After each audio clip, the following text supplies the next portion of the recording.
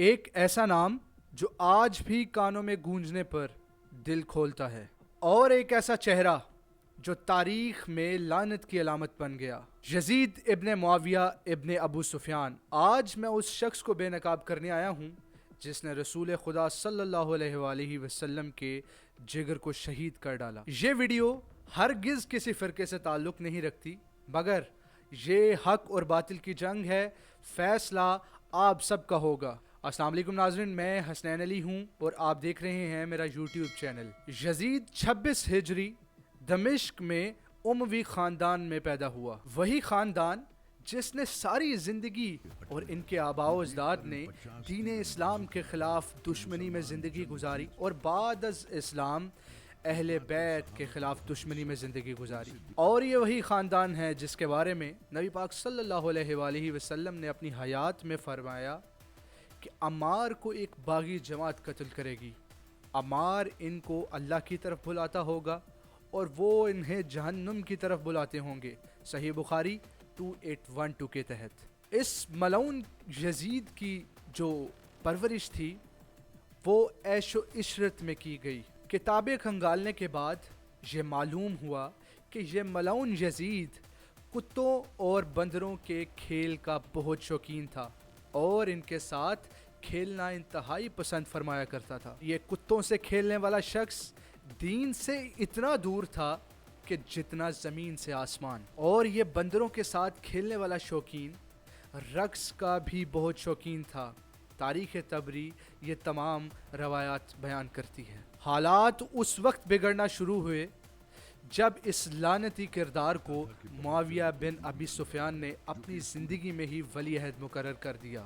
دین میں خلافت کا تصور منصوص من اللہ پر مقرر تھا، نہ کہ زور بازو پر، چونکہ اللہ تعالیٰ فرماتا ہے کہ ہم منتخب کرتے ہیں اپنے بندے، ہم چنتے ہیں۔ دین کے نام پر صلح حسن تو کی گئی مگر اس پر عمل ہرگز نہ کیا گیا۔ اس میں سے چند اہم شرائط آپ سب کے سامنے رکھوں گا۔ امام حسن علیہ السلام یہ چاہتے تھے کہ کسی طریقے سے امن قائم ہو سکے اور مسلمان دین کی طرف راغب ہو سکیں، تو 3 اہم شرائط، جس میں سب سے پہلے یہ شرائط رکھی گئی کہ شیعان علی پر ظلم نہیں کیے جائیں گے، امام علی علیہ السلام پر ہرگز سب و شتم نہیں کیا جائے گا، اور تیسری اور اہم ترین شرط یہ تھی کہ معاویہ بن ابی سفیان اپنے بعد کسی کو بھی خلافت کے لیے وراثتاً مقرر نہیں کرے گا۔ مگر ستم ظریفی دیکھیے اور محمد و آل محمد کے ساتھ زیادتیوں کا سلسلہ دیکھیے۔ ان تینوں شرائط کی دھجیاں اڑائی گئیں اور امام حسن علیہ السلام کے ساتھ جو صلح کی گئی تھی اس کو توڑ کر امام حسن علیہ السلام کو دھوکہ دے کر یزید کو خلافت کے لیے مقرر کر دیا گیا۔ مگر یہاں پر نبی پاک صلی اللہ علیہ وآلہ وسلم کی حکم کی خلاف ورزی کی گئی، کیونکہ نبی پاک صلی اللہ علیہ وآلہ وسلم نے یہ فرمایا تھا کہ میں تمہارے درمیان 2 گراہ قدر چیزیں چھوڑے جا رہا ہوں، ایک اللہ کی کتاب قرآن مجید اور دوسری میری اطرت، میرے اہل بیت۔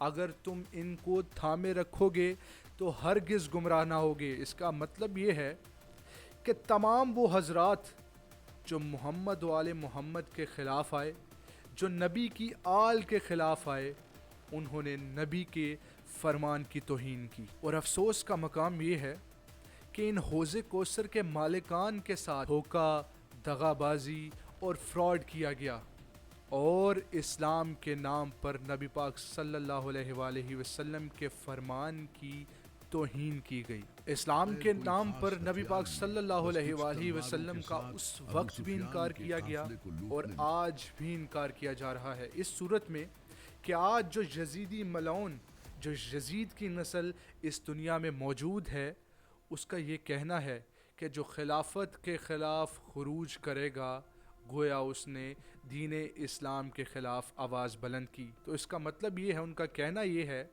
کہ معاذ اللہ جو یزید تھا وہ حق پر تھا اور اس نے امام حسین علیہ السلام کا جو قتل کیا وہ بالکل ٹھیک تھا۔ اس بیان کے مطابق اہل بیت کو تکلیف دی جا رہی ہے، اور اہل بیت کی تکلیف نبی پاک کی تکلیف ہے، اور نبی کو جو اذیت دے گا گویا اس نے اللہ کو اذیت دی۔ تو یہاں سے آپ سب نتیجہ اخذ کر سکتے ہیں۔ اس شرابی ملعون نے خلافت سنبھالتے ہی عراق اور مدینہ کے لوگوں کو مجبور کیا کہ وہ ان کی بیعت کریں، مگر سلام ہو امام حسین علیہ السلام پر کہ انہوں نے فرمایا کہ مجھ جیسا ہرگز اس جیسے کی بیعت نہیں کر سکتا۔ تو یہاں پر تفریق پیدا ہو گئی اموی خاندان اور اہل بیت کے درمیان۔ آج مسلمان یہ کہتے ہیں کہ تمام حضرات برابر ہیں، تو پھر امام حسین علیہ السلام کے بیان کے بعد، ان کے فرمان کے بعد آپ کیا نتیجہ اخذ کریں گے؟ کتابوں کا یہ کہنا ہے کہ جو اس کی ماں تھی جب اس کی پرورش کیا کرتی تھی تو اس ملعون سے نفرت کیا کرتی تھی۔ اس بدبخت کے حکم پر 72 شہداء سمیت مسلم بن عقیل کو شہید کر دیا گیا۔ 7 دن تک پانی بند کر کے سید الشہداء سمیت ان کے خاندان اور ان کے اصحاب کو محصور کیا گیا۔ یہ اس چیز کی عکاسی کرتا ہے کہ مولا علی علیہ السلام کے خلاف جو خاندان صفین جمل میں اترا، انہوں نے بھی یہی کردار ادا کیا تھا کہ پانی پر قبضہ کر کے ان پر پانی بند کر ڈالا۔ خواتین کی چادریں لوٹ لی گئیں، اس کے ساتھ ساتھ خیموں کو آگ لگا دی گئی، اور امام حسین علیہ السلام کے بیٹے شہزادہ علی اصغر کو تیر مارا گیا، جو کہ ایک 6 برس کے بیٹے تھے۔ اس کے بعد بی بی زینب سلام اللہ علیہا نبی پاک علیہ السلام کی نواسی کو یزید نے اپنے دربار میں طلب کیا۔ اور آج مسلمان اپنا کیا کردار ادا کر رہے ہیں اس ملعون کے خلاف؟ صرف اور صرف 10 محرم کو یہ پوسٹ کر دینا کہ جلوسوں میں نہیں جانا چاہیے۔ ہم امام حسین علیہ السلام کو ہرگز مظلوم نہیں سمجھتے، وہ مظلوم تھے کیونکہ وہ جنگ نہیں چاہتے تھے۔ وہ شہزادہ علی اصغر کو 6 ماہ کے بچے کو بلند کر کے یہ کہتے رہے، میں حسین ہوں، میں تمہارے نبی کا بیٹا ہوں، کچھ تو شرم کرو، مگر بالکل حیا نہیں کی گئی۔ اور آج اس ملعون کے کردار کو چھپایا جاتا ہے، اس ملعون کے خاندان کو چھپایا جاتا ہے کہ انہوں نے اپنی ساری زندگی اسلام کے خلاف جنگوں میں گزار دی۔ اس کی دادی ہندہ جو کہ معاویہ ابن ابی سفیان کی ماں تھی، اس نے سید الشہداء حضرت امیر حمزہ کا کلیجہ چبایا اور یہ بیان کیا کہ اس شخص نے ساری زندگی میرے آباء و اجداد کو قتل کیا۔ تو کیا آپ سمجھتے ہیں کہ وہ جو دل ساری زندگی بغض اسلام میں رہا، بغض محمد صلی اللہ علیہ وآلہ وسلم میں رہا، وہ کیا بعد از اسلام اہل بیت سے بدلہ نہیں لے گا؟ تو تاریخ آپ سب کے سامنے ہے، فیصلہ آپ سب نے کرنا ہے۔ یہ چیزیں چھوڑ دیجئے کہ شیعان علی کیا کرتے ہیں، اپنے دین کی پرواہ کیجئے اور کچھ کردار ادا کیجئے یزید ملعون کے خلاف۔ اور آج جو یزید اس دنیا میں موجود ہیں ان کے خلاف آواز بلند کیجئے، جو کھلم کھلا یہ بیان کرتے ہیں سوشل میڈیا کے تھرو کہ امام حسین علیہ السلام معاذ اللہ باطل پر تھے اور جو یزید تھا وہ حق پر تھا۔ آپ کی خاموشی، صرف اور صرف آپ کی خاموشی کے باعث آج جو یزیدی ہیں وہ پروان چڑھ رہے ہیں اور ان کو موقع مل رہا ہے کہ وہ یزید کو کسی طریقے سے رحمت اللہ علیہ کہہ سکیں۔ تاریخ کہتی ہے کہ اس نے 3 سال حکمرانی کی اور ان 3 سالوں میں ڈھیروں مسلمانوں کو قتل کروایا۔ اس کے ساتھ ساتھ کعبہ پر حملہ کرنا، کعبہ پر آگ برسانا، مسجد نبوی صلی اللہ علیہ وآلہ وسلم کے میدان میں گھوڑے باندھ دینا، یہ اسی لعنتی کردار کی حرکت تھی۔ ہزاروں اصحاب پیغمبر اور اصحاب اہل بیت کو اس ملعون نے قتل کروایا۔ اس کے ساتھ ساتھ 64 ہجری میں یہ ملعون، یہ لعنتی کردار واصل جہنم ہو جاتا ہے۔ کیا میری بات آپ سب کو تکلیف پہنچا رہی ہے؟ تو لازماً اپنا DNA ٹیسٹ کروائیے گا کہ اگر آپ یزید کے ساتھ کھڑے ہیں تو اس کا معنی یہ ہے کہ آپ نبی پاک صلی اللہ علیہ وآلہ وسلم کے فرمان کے مطابق ان کے خلاف کھڑے ہوئے ہیں۔ اور اگر آپ کو میری باتیں سن کر خوشی ہو رہی ہے تو مسکرائیے، جھوم جائیے، حوض کوثر پر امام حسین علیہ السلام آپ کا انتظار کر رہے ہیں۔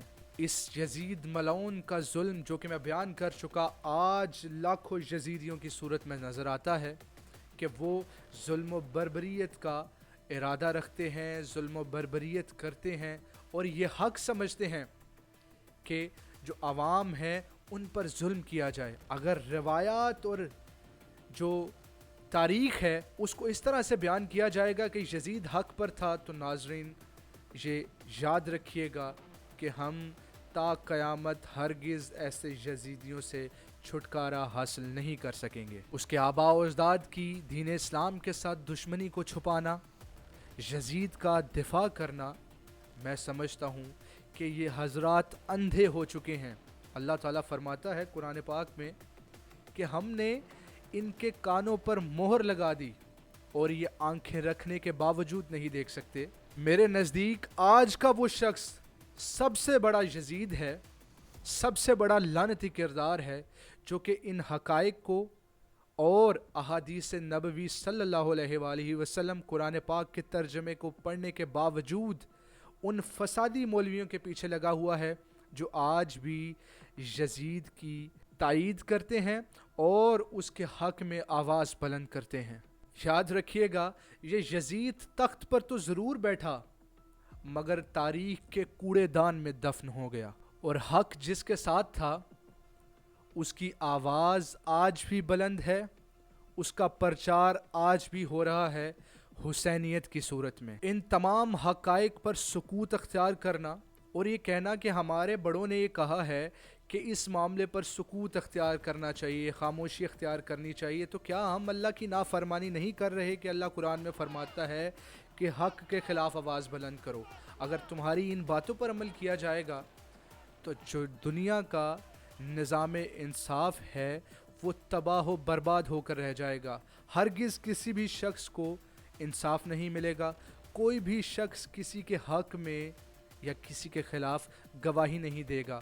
آپ کی ان باتوں کی وجہ سے، آپ کی ان ٹریڈیشنز کی وجہ سے آج دین اسلام کو بہت نقصان پہنچا ہے۔ مت چھپائیے اس چیز کو کہ اموی خاندان کا کیا کردار رہا اہل بیت کے لیے۔ آخر میں صرف ایک ہی بات کہ قتل حسین اصل میں مرگ یزید ہے، اسلام زندہ ہو چکا بس کربلا کے بعد۔